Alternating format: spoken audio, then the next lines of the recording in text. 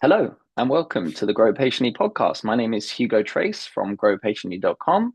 And like I said, this is the Grow Patiently podcast where we meet with healthcare entrepreneurs and healthcare intrapreneurs and we hear all about their wonderful stories in the industry.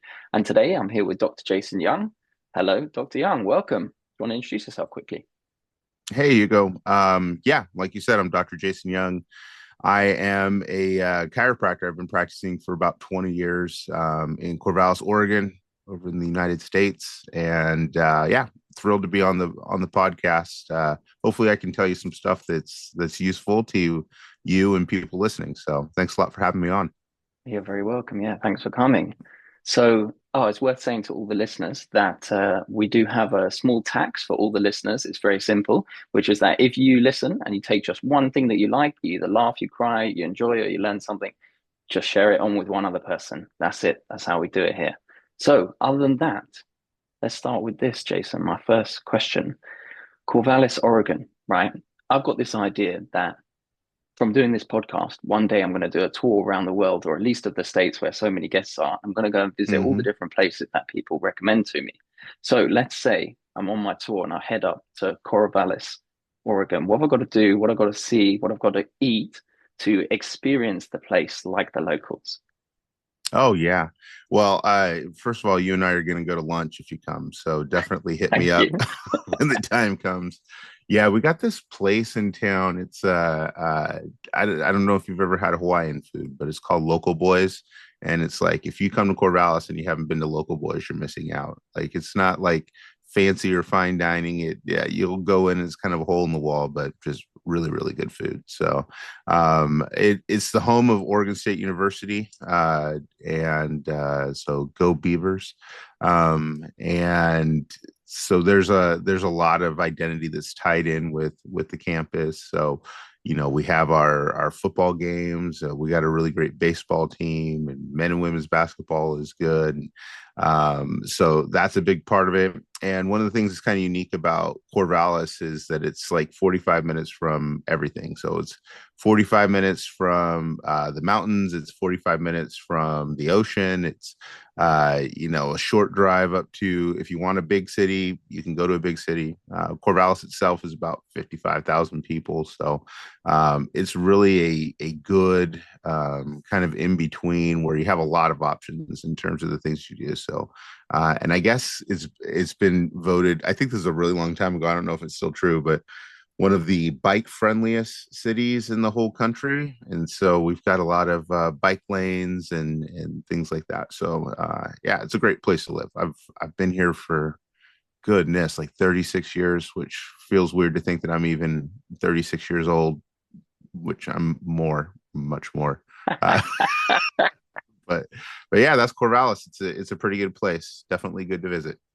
Cool. Yeah, what a great review. Nice to know that Thank you're you. so good for Yeah, they, cyclists. they pay me well, so Yeah, no. got to get in touch with the mayor.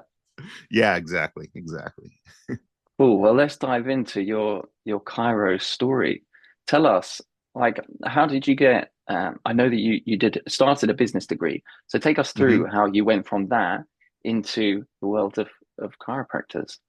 Yeah, sure. So, like you were saying, I started with a business degree. I was at Oregon State University, go Beavers again, and at that point in my life, I was married and just kind of thinking about like business, and I knew that I wanted to start a business. I had that entrepreneurial spirit, and I remember one day I was just walking on campus and I was thinking about like what kind of business do I want to have? I felt like I could be successful. And I was just kind of praying about it.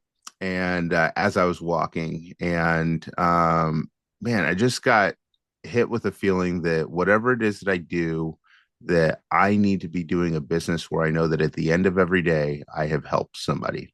And so it couldn't just be about helping myself. I also had to be improving people's lives. And so I've been a chiropractic patient literally my entire life. Like my first adjustment was when I was like two weeks old, something like that. My mom took me to the chiropractor. My sister was seeing the chiropractor, and so she's like, "Hey, I'll bring him in." So I grew up receiving chiropractic adjustments and under chiropractic care. And I thought, you know what, being a chiropractor would probably be really easy. So I could do that. Wrong. It was not easy to become a chiropractor, but that was, that day walking on campus, that was the course correction that I made. And it ended up being a really, really good fit for me. I get a lot of joy out of being able to do just what I was feeling that day. Which is helping people. And I'd like to think that I've helped change some people's lives, at least get them back to work or to the sport that they love. But yeah, that's really kind of what started it all. And one of the advantages with being a chiropractor is you can get into healthcare and practice, but there's no residency, so you can just go straight into it. Also, about 60% of chiropractors in the US own their own clinic or practice. And so that was really attractive too, that, once I got out, I could start practicing on my own terms and make something that's really unique, fit my personality, my beliefs and everything like that. And I want to say that that's what we've created with Body of Health. So.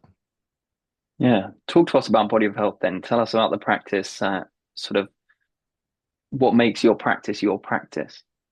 Yeah, sure. So Body of Health Chiropractic and Wellness Center, it's the longest name I could think of. It's so I started it with my wife. She still works in the business too. And it really has been a family business. Like when we started it, I had a 2-year-old and a 3-year-old. And so like they were coming to work every day and half of my office was their playroom. And people our goal is not just to do chiropractic adjustments, which you could go to any chiropractic clinic and probably get a pretty good chiropractic adjustment. I was really focused on wanting to do evidence-based care. So like no woo-woo or weird stuff, but just things that science would support, things that I knew that I could feel comfortable doing all the time. But a good chiropractic adjustment, a good diagnosis is secondary to my main goal whenever people come in, and that is simply just to make people laugh. I believe in the power of laughter, of generosity, of human connection and everything. So I've had situations where people come in and I'm pretty sure that an adjustment isn't going to help them, but that doesn't mean that I can't help them. And so that's really what we're determined to do. So anybody who works for me, you can ask them what's the number one priority when people come in, and that is that nobody is allowed to leave until they laugh, and that starts with a phone call. Whenever you call up, I mean, we're not trying to make people laugh when they call up, but we our attitude very much is that the healing starts with your first contact with our clinic, and so we want people to smile, we want people to laugh, and sometimes that's really challenging. Like sometimes you're seeing people on their worst day. Like I had a guy who came in and he had stage 4 liver cancer, and I asked him, how long he had. He said it's really pretty much any day now. And so it's like the thought goes through your head, well, then what are you doing here? Like why like he had pain, and his pain wasn't from like his back not moving like it should. His pain was from cancer, especially liver cancer. It's painful. And so he traveled about 45 minutes to get there. And I was like, what are you doing? But I went back to our purpose and what we're doing there. And our clinic slogan is feel better about feeling better. And I was like, okay, this is the mission here is, even at this guy's lowest point and he's about to die, we got to find some joy in this. And so we talked, we laughed really hard. I only had like 2 or 3 visits with him. And then he no-showed the other visit because, well, he was dead.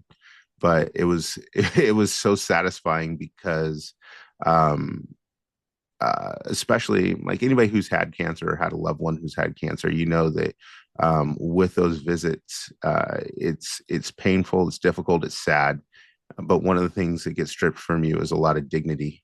You don't have any privacy. There's people who are telling you what you're going to do instead of asking you what you're going to do. And so I think in my career, that is working with that man is one of my high points. Just being able to take somebody at their darkest moment, and we just had a few good laughs, and I think that he really loved it. I know that I really loved it, and that kind of encapsulates everything that I want to do in my practice. So now I can't Mm. remember the question because I just rambled for so long. But was I close? Can't remember myself, but I was enjoying the answer. So Okay. yeah, wow, what a nice story. Yeah, I was thinking about how would you make him laugh, I guess. But it's so interesting that I think because a lot of healthcare and medical, it's like it's a nerve-wracking thing for people, let alone whether they're poorly, if they're just feeling like they're nervous to be there. Like hmm chiropractors, you see those videos online, that it was ASMR, AMSR, that really high Yeah, person. yeah, You've seen those and they go, yeah. I've Oh seen the one my with the gosh, dogs yeah. as well, where they do the Oh dog yes. chiropractic. Yeah, Yeah. that guy's actually really good. It looks like it. I mean, the dogs, they seem to love it. Yeah, I love it. My favorite expression that dogs get is the one where it's like, "What'd you just do?" Yeah. But it's also there's gratitude, there's like fear, and then Yeah, instant relief and thanks. yes. And that's part of the reason I got into this is because of any of the types of healthcare providers that you could be. Chiropractic is sort of unique because you can get some results that are fairly instant. And I like being there when the awesome happens. If I was a medical doctor and I gave somebody a prescription, I wouldn't be there after they went to the pharmacy, went home, took the pills or whatever, or after a surgery, a lot of times people are like they're pretty sore, they're not feeling great Yeah. right away, or the dentist. I mean, everybody's been to the dentist, so you know what that's like. um, but with chiropractic, it's really kind of a joyful thing to take somebody who, I mean, I've had people literally crawl in and walk out, and that's a really joyful and fun thing to be a part of. And I mean, it's not that those other professions aren't important or great. They definitely are. Chiropractic is not for everything, but for the things that it is for, it's really satisfying to be able to help people that way. So I bet. I've never really thought of that about how instant it can be because I've been where you can do this and then you can't do yeah, that side. It just doesn't work and it really is hurting. And then you just walk out and it's like it's just healing hands, all sorted. But I suppose, like yeah, you said, so many other businesses takes a long, long time to see any changes. yeah. And some people's knock on chiropractic adjustments is, well, adjustments are temporary, right? It doesn't last forever. And which is true. But we trade instant for temporary, and that's pretty good. And really the purpose is not to make a temporary fix because, um, I'm with somebody for 10, 15 minutes, and then they go out and they spend the rest of their day doing something that's essentially undoing what I've done.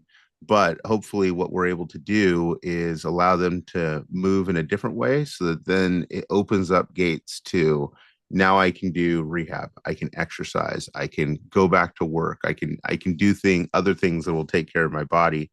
And so I think of it as like an important catalyst for being able to do the other things that people want and need to do in their life. And it's nice because it's safe, it's effective, and it allows patients a lot of autonomy because you can make choices about every stage of the treatment. So yeah, it's really satisfying to be a chiropractor. So It sounds like you chose wisely when you selected being a chiropractor while you're at business school. yeah, I think the part that I leave out is my wife told me to become a chiropractor too. Okay. So, happy Yeah, wife, happy life. for certain. Yeah, no doubt. Yeah. Okay, so when you're at business school and you suddenly become a chiropractor, like you said, that's not easy, like you thought it was going to Mhm. be. And then the second part that's not easy is then setting up the practice, setting up the business. Now, you have quite an interesting route from all the people that I've worked with. For context, we work with healthcare clinics, we help them grow their businesses through marketing, etc. Most people come to us because they have very little experience in anything outside of the medical and the healthcare space, and everything else they're sort of figuring out. Now, you started the other way around. So I'm really interested to know. I suppose you can't necessarily see what the other side would be like, but what did you take from business school that was really helpful going into setting up your practice, and what was that experience like? Yeah, that's a great question. Well, first of all, I want to say that the type of thing that you do is still really important, even if you do have a business background, just because what you'll find really quickly is that you don't have the bandwidth for all of it. And it's just not easy to recall everything that maybe you already have. Um, so when we started, we had a small business loan. I think it was like $50,000, and we found a place to lease it, and we went back to my hometown to start because I figured, oh, that'll be easy. People know me, um, There's a running and it theme just here of thinking it'll be just massive yeah, optimism.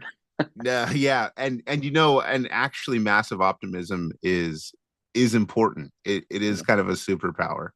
But the other thing that comes with that is that you need to have an expectation of failure, and you need to understand that failure is going to be instructive, not destructive. That is very important. So we went in with a lot of optimism, but also with an expectation that we were going to learn a lot of things the hard way. And the reason that's important is because hard things are inevitable. They're just going to come. And if you have a mindset where it's like, okay, this hard thing happened and it is a sign that I'm not good enough, I'm not smart enough, I can't do this, I don't have the skills or the ability, you will be right and it will destroy you. And I've had several like colleagues, classmates, people that I went to chiropractic school with who that's exactly what happened. They opened their doors and they expected people to just run through them looking for healthcare, and they sat there and nobody showed up, and their business failed. And then other people where it's like maybe you went and you made a bad business decision, and so it ended up being costly, and they just didn't have any staying power because they saw that as, okay, well, I failed and so now I'm done. With us, I mean, we were doing things wrong all the time. Fortunately, not with patient care, but like in terms of business, like we made so many mistakes, and some of it was with like advertising. So like we advertise every way that you could imagine, and some of, like, I'll give you an example of something that really was not useful was we would run like an ad in the local paper, because back then there was newspapers and and people would go and they would look at those ads and it's like, oh wow, I got a discount, and so they'd come in and it's like, wow, that's really exciting, cool, somebody came in because there's a discount. And but that was why they came in, was because there was a discount. So when that special was gone, that person was gone. And then in retrospect too, the other thing that I didn't realize is that with healthcare, at least in the US, if I go and I'm like, hey, come get an adjustment for half price, that's actually illegal. So yeah, it's called an enticement. You can't do that in healthcare. So yeah, so if you're a healthcare provider and you're listening in the US and like you're giving like free birthday care or anything like that, or 50% off an exam, you can't do that. That's enticement. And so it's like, it's things like that where, just had to learn some things the hard way. But and I think I did learn this actually in business school, to go back to your original question, was that having an expectation that you would make a business plan and everything just pans out the way that you want is not what a business plan is for. A business plan is it allows you to keep going whenever those eventual knocks come, because it centers you on, this is the path that we're supposed to be taking. When we did the research, when we were focused and planning and really intentional about this, these are the things that we knew would give us the best chance of success. Because what happens is you get into a situation where something goes wrong, something that you didn't expect, something like that comes up, and if you're the owner and you've got kids and you can see your bank account is dwindling and your student and your business loan is disappearing, that becomes emotional. It becomes very scary. You start to panic. Your instinct is to either close it up, or maybe let's sacrifice some of our ethics in order to make some money. and that is what will either kill your business or it kind of kills your soul. But a good business plan uh, is a good guide. It's objective. It takes you back to a time when you were passionate, focused, and intentional, but not emotional. And so that really helped us a lot, like sticking to our business plan, and then I think the other thing too was kind of relentlessly looking at, what does and doesn't serve us, from the standpoint of being on mission, giving the service that we want and everything. Like, does this high, you know, uh, water delivery service bill, does that serve us, or does it serve our patients? And what is really important to people when they come in, like what is that experience like I would, and I still, usually I come in the back door of my clinic, but every once in a while I'll come in the front door because I want to imagine what it's like for somebody who's coming in for the first time. And that seems like a small thing, but it's really important to think about it from the other side of the equation. What's the experience that people are having? And I don't want my clinic to feel like a hospital, like where it's all sterile and unapproachable. And so I come in and I think, yeah, would I feel comfortable sitting here? Would I feel good talking to the people I'm talking to? Like, what looks bad here? What doesn't look like it would kind of engender like healing and health and things like that. And so, there's times when you just really need to spiritually be deep in your business, and there's times when you need to step out and be somebody else. And so I think those are some tactics and techniques that I learned in business school. I wish I would have paid more attention to the like accounting stuff like that, but but I think that I was a little more into the strategic part of it than the X's and O's and numbers and everything like that. But hey, it's all worked out. We just stuck with it and learned from every mistake, and here I am making different mistakes now 20 years later. So Gosh, so many things from owning a business that you sort of just whistled through there that really resonate, like having the attention from the start so that when everything gets really messy and it gets really bogged down, you can always return to it. Speaking about failure, I know it's almost become cliche to sort of fail fast and things like that, but really that's what you want to do. You don't want to wait and then fail. That in itself is a big mistake. You want to try and fail straight away so then you can see what works and what doesn't and then keep going, really. Um, and yeah, I'm sort of hearing lots of things in there about mindset. So I was thinking, what would be sort of your key piece as a business owner in terms of like keeping your mind right? Because I think that's something that a lot of people who haven't yet got a business and are thinking about it are not quite prepared for, really. And it is challenging. I wonder what it is that you turn to sort of realign yourself and allow your brain to come up with the ideas like you did, which is to experience your business from a completely different angle, which is so important. oh man, that's a tough one because that's still something that is a struggle, from time to time. It gets really stressful, and like you can get behind on things and you're just kind of like elbows deep in the problems sometimes. And you have to think about, what are those next step forwards? How do we reinvent this? How do we develop the courage to, you know, get rid of things that aren't working anymore? For me, I've mentioned it before, but having my family in the business has really been like a source of strength. It doesn't work well for everybody. Not everybody is able to work with their spouse or have their kids in the business. I'm really blessed to be in a situation where my wife and I are really good partners in things. I trust her; she trusts me for some reason, um, and uh, and so that's really really nice. She's my favorite person to work with. She doesn't believe me when I say that, but I think that she started hearing it from my other employees where I'm like, hey, you're maybe my second or third favorite employee because my favorite's my wife. And so I love having her there at work, and she's a really great partner. I've also had all of my kids work in the business too. And like my oldest daughter is off at law school, and we recently acquired a second clinic. And when I was putting together kind of a little, you know, kind of mastermind team in terms of looking at, is this a good idea? They all told me no, and I did it anyway.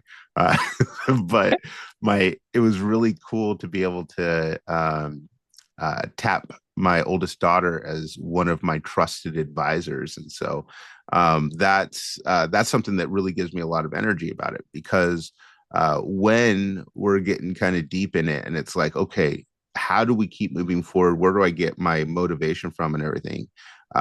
Most of the time I'm thinking about my family and what they need. And so that's the family that I've made. And then the other thing too is, and this is going to sound really cliche, but I think of my employees and the people that I work with as my work family, right? And so we're family, and I think about that from a fatherhood responsibility standpoint, because I think that anybody who comes and works with us, works for us, is taking a chance on us. And so I'm thinking about, how do they eat? How do they survive? How do they move forward in life? Because I don't just want people to survive. I want them to be able to thrive. And so thinking about that responsibility, I think that you have a choice as to whether that responsibility, that weight can crush you, or whether it's something that can be an anchor that you can hold on to when you need to pull yourself up.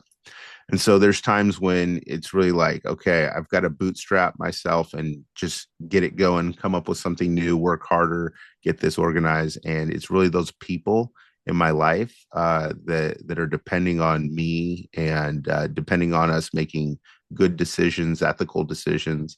That's what keeps me going. I I've seen people who are in similar roles, and their focus is, how can I fill my bank account? How can I help myself? And that could be effective too. It's just, I just don't think that there's as much joy along the way. And money comes and money goes. And when that money goes, like, what are you left with?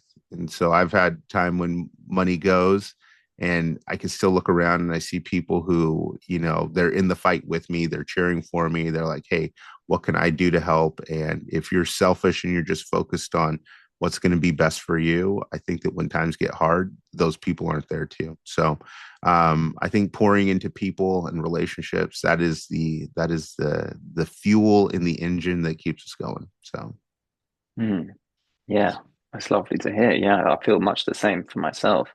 I think one of the things I try to do with our team members is early on, I try and figure out what it is that they're actually trying to achieve in their life, because, it's highly unlikely that their big vision was to have this role at my company that they had obviously never heard of when they were a child. what? What?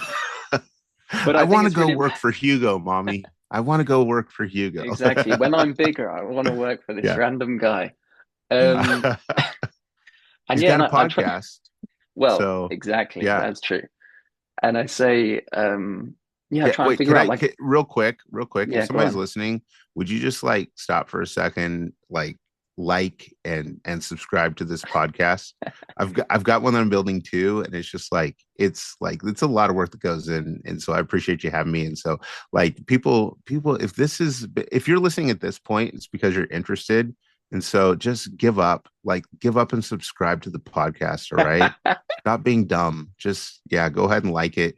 And then put in the comments that, like, I'm going to stop being dumb and I'm just going to listen to this podcast. All right. Sorry about that. I And had I'm going to to, I had to cut that. just do That's a going quick to be our commercial for advert. you. Yeah, Yeah, there that's we going go. to be our, instead of maybe at the beginning, me saying that our fee is that you pass it on to one person, I'll just play that at the beginning Yeah. of you telling people not to be done. Do them both. Do them both. Right. You got time. So, Yeah. Yeah, the podcast is cool. It is extra work. It is, but it's fun. You've got a podcast yeah. yourself, which I'm excited to come on. I'm just going to put it out Yes. there. Yes. We're going to get you on the Pitch podcast. It's going to be great. Yeah. And like and subscribe that if you're listening as well. Yeah. Go and check it Like and out. Yeah. subscribe, people. Gosh, what was I talking about? Oh yeah, so with team members, with the thing I try and do is I try and learn what it is they want to achieve in the next Mhm. 5, 10 years. And then I think about what we can do within our work to help get them there. Because if they only want to be there for a year or two, that's also not the end of the world. If what they're trying to do is get to here, how can we help you get all those skills so that you can help us with what we're trying to do as well? Yeah. Great, I think. Yeah. Um, anyway, Yeah. blabbering myself, but yeah, so let's Well, talk and about a everybody's got to second. be moving the same direction. And so, if you got a bunch of people pulling different directions, that just doesn't work. And I've Mm, had employees too where it's like, yeah, my goal is to go and do this thing that's way over there, and it's just like there comes a point where you just feel them separate. And so if you can find, a common direction everybody can pull in, it's really pretty joyful. So mm. So let's talk about the second practice, because I mhm. think that's a classic crossroads that people have is, okay, do I continue to scale this practice, or are we going to grow and get a second, third, whatever, franchise, all these kind of things? What went through your mind other than your family saying, don't do it? Um, to when you sort of came to that decision, and how's it turned out in reality? Yeah, so this is our latest iteration of failing our way to success, I feel like. So no, it's so looking at this, when I've looked at like long-term plan and what it takes to accomplish what I want and retire one day and the mission that we're trying to achieve. One of the questions that I always had, because I told you about my philosophy with practice in terms of wanting to help people feel better about feeling better, wanting to make people laugh, really focusing on that experience coming in. One of the thoughts that I had, this is probably about 5 to 6 years into practice, where I really felt like I was kind of hitting my stride with my practice style and my business style. Um, I started to wonder, is it possible for me to even reproduce this? Like, am I going to be a solo practitioner my entire career because, I am the show, right? I have this skill set in terms of being able to communicate with people and everything like that. Is it always just going to be me? And will there come a point where it's too much, where it's like I'm just inundated with people and overwhelmed, and then like, will that ever start being less joyful because it's too much?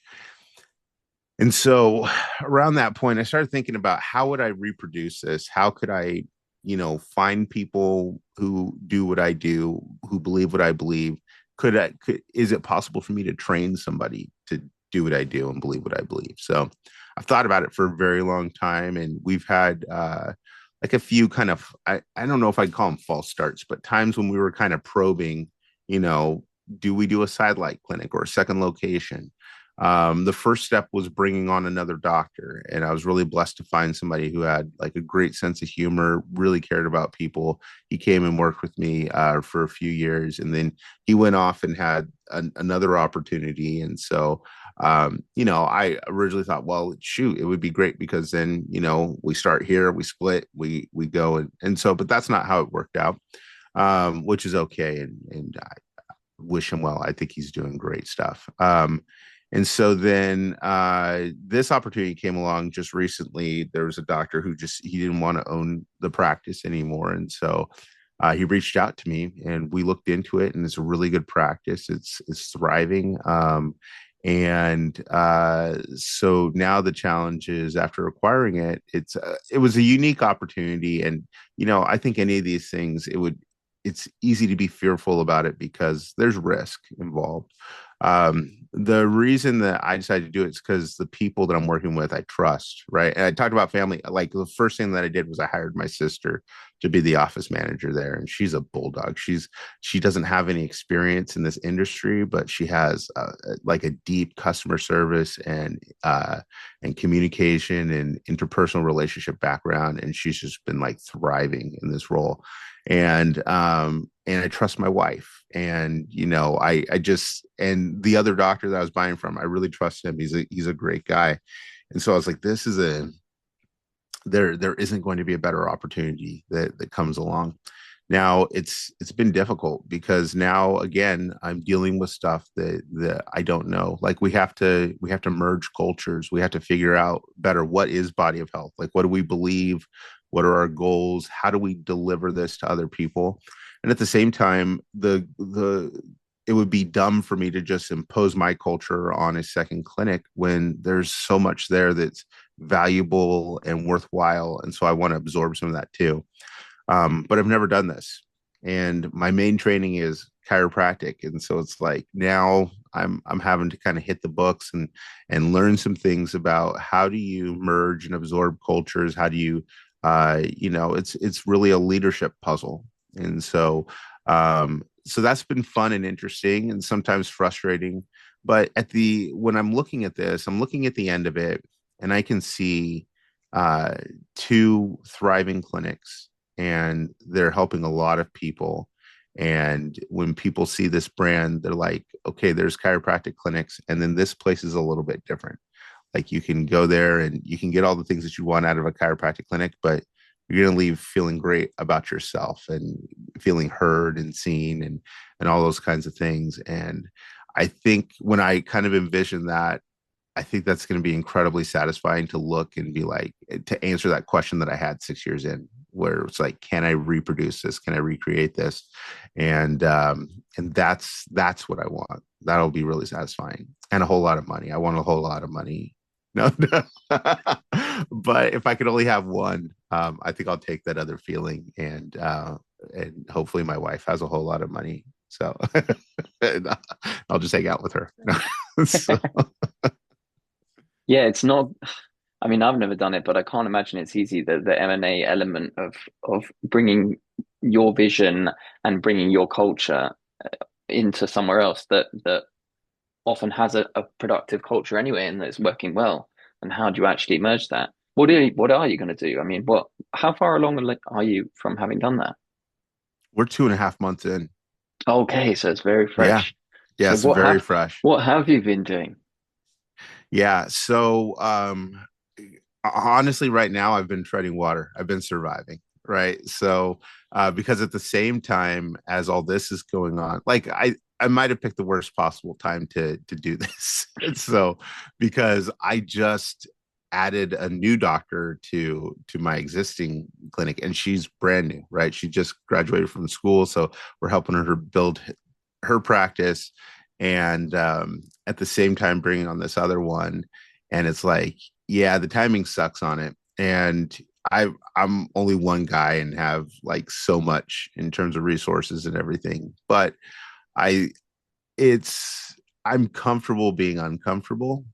And that's a good skill too. And it's something that you learn, and you learn it from staying in there and like keeping faith and working.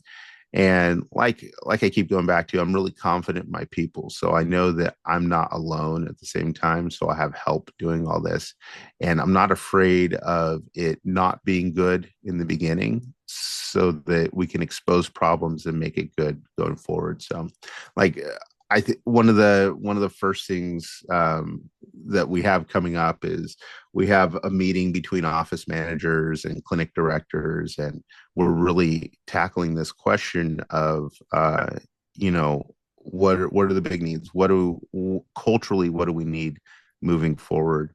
Because right now that other clinic, it's not branded as body of health, and the mantra that I've been repeating is that this needs to be body of health on the inside before we make it body of health on the outside.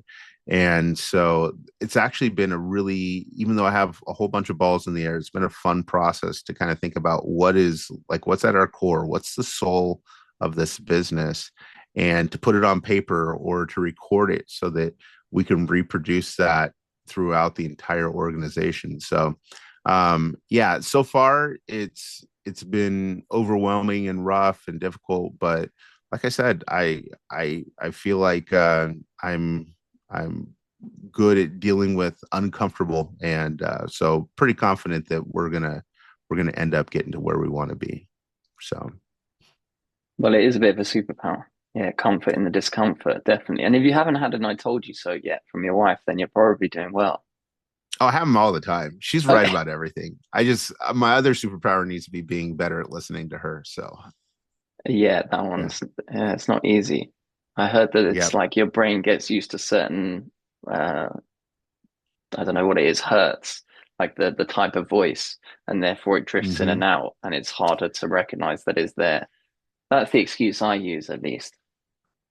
Yeah, yeah. It's but she's taking a chance on me, right? And so sometimes she gambles on, will I deliver on this? And I don't always deliver. I'd love to say that I always do, but I got ADHD, and mine's always going this way and that way. But she knows at the end of the day that I'm showing up for her and the family, and that I'm never going to stop working, for the stuff that I care about. And so she's pretty tolerant of the things that I want to do because she knows that my heart's in it. So. Oh, well, it's lovely to hear it. So let's imagine that you can go back in time to see not a young Dr. Jason Young, because it would have been a young Jason Young, while Mhm. he's at business school on that walk, for example, having his moment of clarity. Now you can drop in there just for a split second and you can give him just one piece of advice, but then Yes. suddenly you jump back. One caveat, though, is that you're not allowed to say, buy Bitcoin or come up with the Dang it. search engine. I can't say sell Dogecoin at 75 cents. Yeah, exactly. Something that would something that would help inform his life, and make sure that you succeed in the way that you have. Hmm. I wouldn't tell him anything. I wouldn't tell him a darn thing.